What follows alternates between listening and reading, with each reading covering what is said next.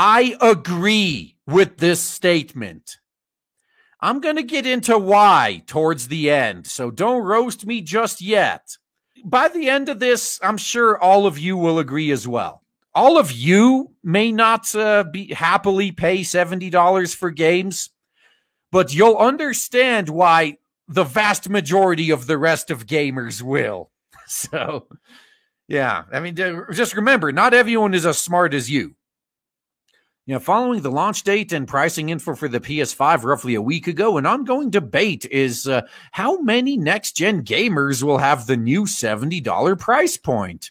Okay with it. And I agree. It will be just fine. They are not going to lose any sales. The gamers that already can't afford $60 games, they're going to continue pirating or buying used. They're not going to really notice that much of a difference.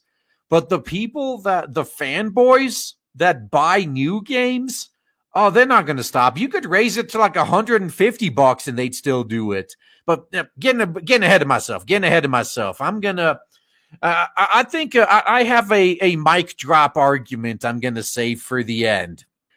The soundbite comes from NPD analyst Matt Piscatella on the Virtual Economy podcast via VGC, who said some of these premium games, if the $10 increase was implemented, people would happily pay it. I agree. They might grumble about it, but they would certainly pay it. 100% truth. Again, the price sensitivity, particularly day $1 these days, and they have no problem selling out. The latest Call of Duty game, Call of Duty Blops Cold War, is one of the handful of titles that is committed to a full $10 price increase to $70, alongside some Sony-published titles like the Demon's Souls remake, keep that one in mind, and Destruction All-Stars. You do pay a premium, and you have been paying a premium for years to play a game on day one, Piscatella said. Again, truth. If you're okay with just waiting a little bit, if you don't need to play the game the moment it launches, you never have to buy a game full price unless it's Nintendo. That's the only exception. Nintendo games never go down in price because Nintendo knows they will still sell anyway. Even 5 years later at full price, people are still going to buy Nintendo's games. And this is like roughly the same observation here. Your average Call of Duty fanboy that buys each yearly edition of Call of Duty is not going to stop. Call of Duty 2 first went to $60 on the Xbox 360, and we've basically stayed there ever since, he added. Except now we have microtransactions and season passes and loot boxes. The price of games has skyrocketed in other areas. They went into these companies. If you wonder why they just they're so willing to just say, these gamers are going to pay $70 and they'll like it. You know why they say that? Because these same gamers have already accepted free-to-play monetization models in full-priced games. So why would you believe anything else? Like, why would you believe they wouldn't be dumb enough to continue paying more money? Now, a lot of people will say the rise in base prices for their higher tier premium games is needed to offset development costs, inflation, or whatever, and all those arguments seem to fall flat. And that's because we know that's BS, by the way. Just like how it's cheaper, and you're paying for all the extra shit we had to put into the no. There was no extra effort for the next gen games. The architecture of the new consoles are the same as the current ones. It's just like making a PC game. And I can guarantee you right now, too, when they're developing these games, the textures they use, a lot of them use, I think, like 8K textures, a lot of them. So all they do on the next gen of consoles is they upscale a few things that they've already done.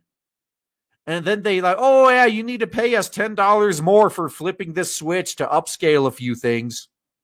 And people fall for that shit. He added, we'll have to see how people respond. If nobody buys the $70 games, then that will change real quick. Once again, 100% truth. If nobody bought this shit, it would be going. You know why? Because people keep fucking paying for them. This is why we have that saying, gamers get the industry they deserve. But I have a feeling they're going to sell pretty well. I agree. What do you think about the increased price point on next-gen games? Is it too steep? Maybe worth it for a select few titles? Sound off in the comments. Well, I got a better idea. I'm going to sound off on Twitter. Gamers. Oh my God, $70 for a game is too much. No one's going to pay that, especially with this economy. Also, gamers. I'm getting a PS5 just for the remake of a PS3 game. Even if I don't get any other game, that one game alone is worth the price of the console.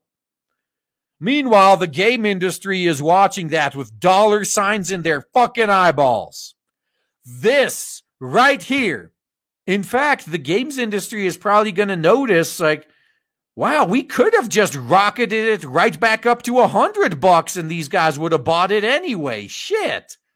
And we're probably going to see the price of games actually creep up a lot faster. It's been, 15 years since the increase from $50 to $60? It's probably going to be like maybe 5 years tops before it goes from 70 to 80. And then maybe 3 years from 80 to 90. Yeah. These companies are starting to realize that fanboys will pay anything. But this is the state of the industry, man. The same people who are complaining that $70 is too much for a game are also willing to buy entire consoles for $500 just to play a $70 game. This is never going to go away, man. Microtransactions are going to keep getting worse. Loot boxes are going to keep getting worse until they get banned. And I've been really disappointed with Gust and Koei Tecmo because they've been milking the DLC season pass thing hard in all their games lately.